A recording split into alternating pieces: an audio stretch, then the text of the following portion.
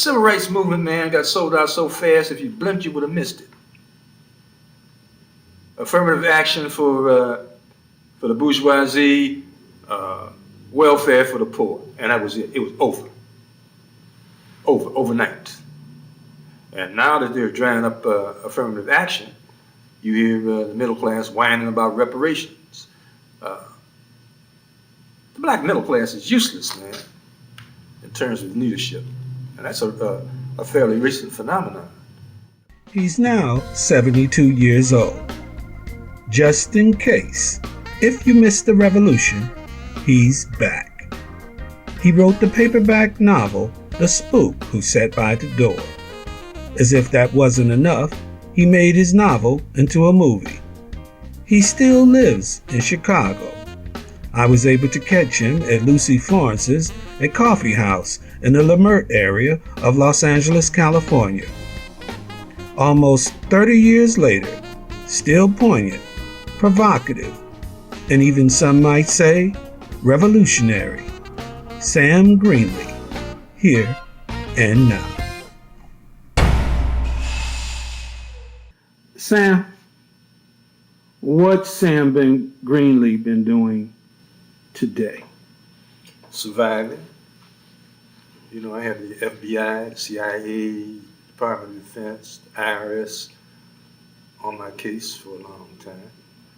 I got tired of it, and I left the country several times. I lived in '84 and moved to the south of Spain. I stayed there for four years. I came back for a brief stay, and then I had to nurse my brother through a terminal illness. So I didn't leave again until '95. And I went back to the south of Spain. I was in the south of Spain for another 4 years. Then I left there and went to Ghana in West Africa for a year and contracted malaria.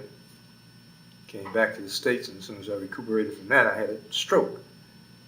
So I've had some physical difficulties over the last few years, but I'm okay now.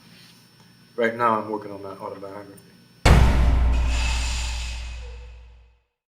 The Spook, the Sat by the Door. Mm-hmm. How did that begin? As a book.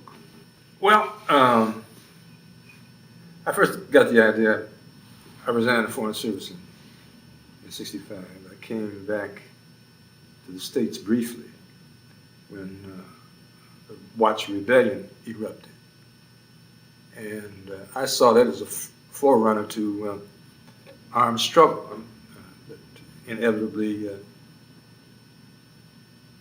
some people would decide that nonviolence was not effective and would attempt to change things by force of arms. And that gave me the idea for the Spook Who Sat by the Door. That the street gangs in particular were and are a quasi-military organization, a clearly defined chain of command, tight discipline, collective and individual. And they would be perfect for revolutionary activity if they could be pointed in that direction. And one of the reasons it was so detailed is that at one time I thought about doing it myself. But I recognized that unless it could be a national uprising, that it was just confined to Chicago, they could quarantine it and wipe it out of Chicago, but it had to be a simultaneous eruption across the country. So that's when I decided to write it instead of doing it. The book as an impact, were you surprised at its impact? No.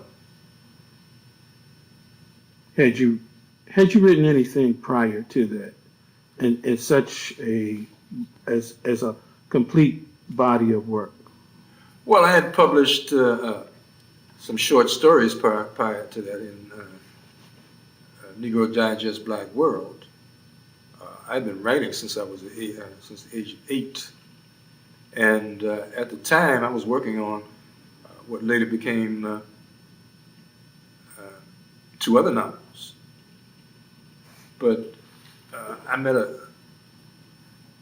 man in in Mykonos, he used to come up to my crib and we'd smoke hashish and listen to my jazz records, and I explained to him the idea I had for this novel. And he flipped. He said, "Man, I don't care what you're writing now. You really ought to put that on hold and write this, because it's something that has to be done."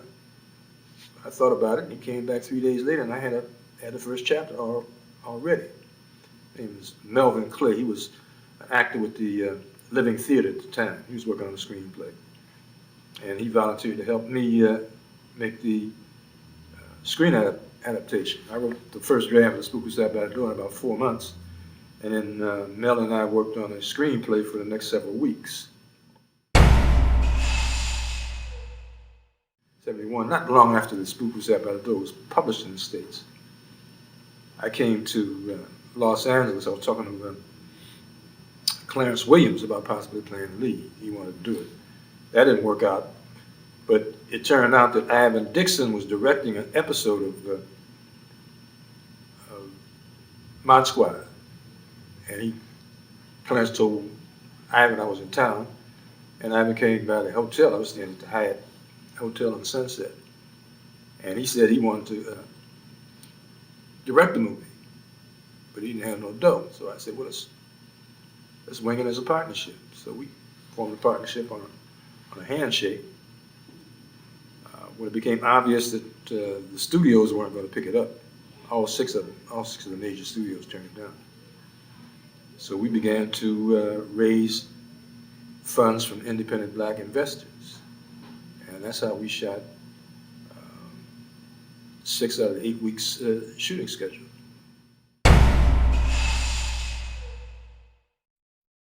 How much money was able to be raised? A feature film is a huge undertaking. We raised $850,000 of the total $1 million to shoot the film. United Artists, who distributed the film, only put up $150,000 completion funds. So they only owned 12.5% of the film.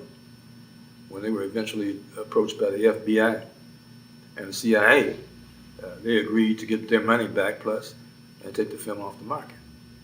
So after 16 straight weeks among Variety's top grossing films, it dropped off of that top 50 and just disappeared from the market. We found out later on that they had suppressed the film in collusion with the FBI. The Freedom of Information Act will not allow you to even see information that's being held on you. Not until they take it to court. Now, do you consider yourself a threat to the country? No, but that's the loophole they use to refuse me the files, because that's a loophole in the law. That they can withhold information if it's a threat to national security. They don't have to prove it unless we go to court.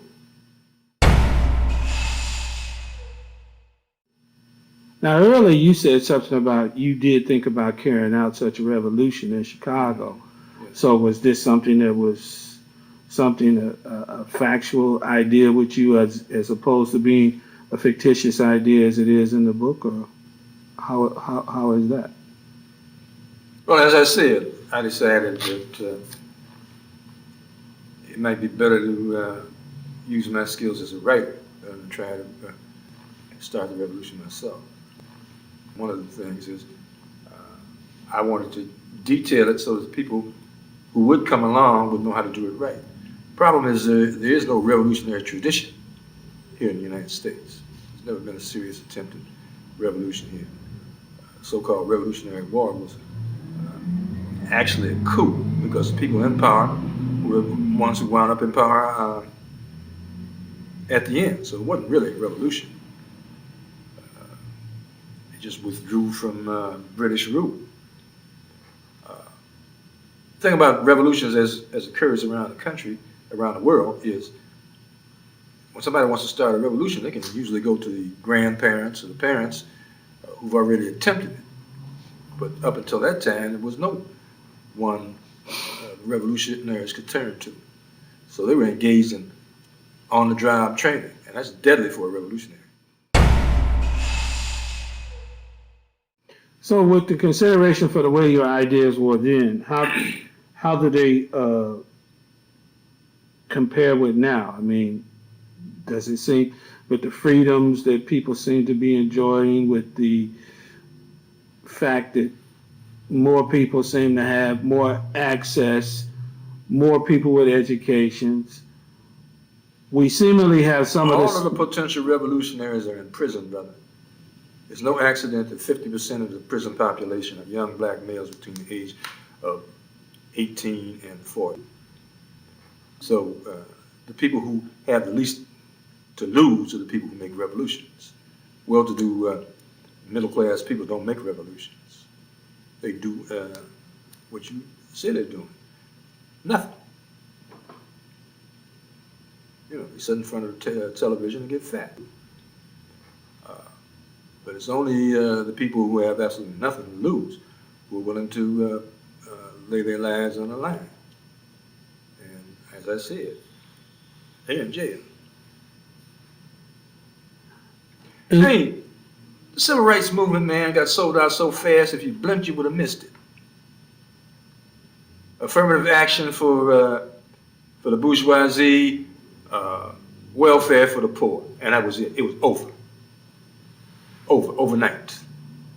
And now that they're drying up affirmative action, you hear the middle class whining about reparations. The black middle class is useless, man, in terms of leadership. And that's a fairly recent phenomenon. At one time,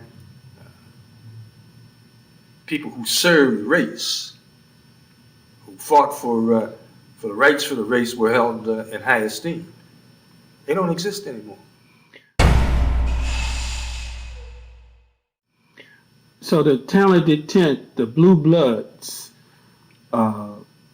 they're not part of any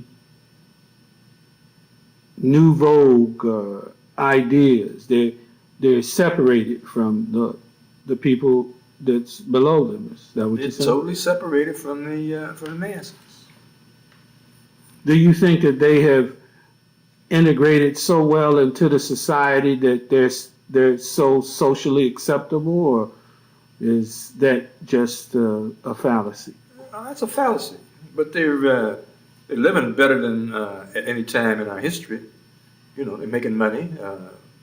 They have the cars, they have the homes, they have the credit cards. They're living an almost fantasy materialistic life in terms of previous generations.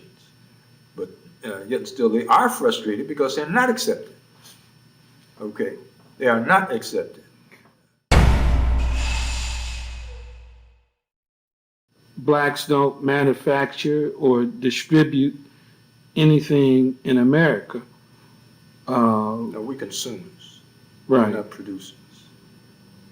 So this standard of middle class euphoria is not based up on ownership or empowerment. Nope. What about the professional classes like doctors, lawyers? I mean, They're not producers either. And they're among the few people who live off of other blacks.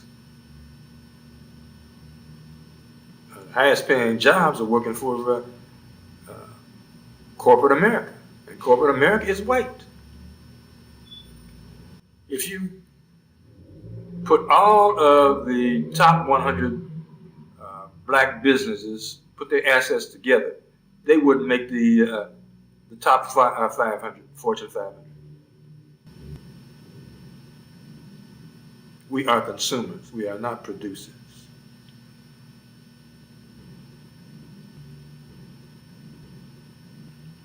And the money comes in one hand. We take the money from the white man in this hand and hand it right back out to somebody else white with the other hand.